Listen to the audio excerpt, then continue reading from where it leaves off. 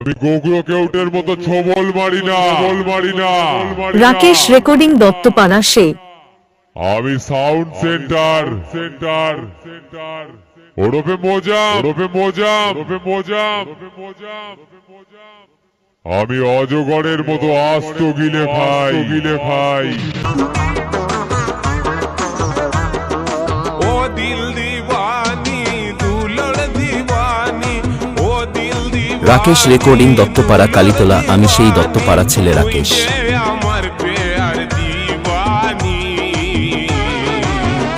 তোকে দেখে মাতেছে মোর জওয়ানি তোকে দেখে মাতেছে মোর জওয়ানি বলিয়ে লো তোকে দেখে মাতেছে মোর জওয়ানি তোকে দেখে মাতেছে মোর জওয়ানি। রাকেশ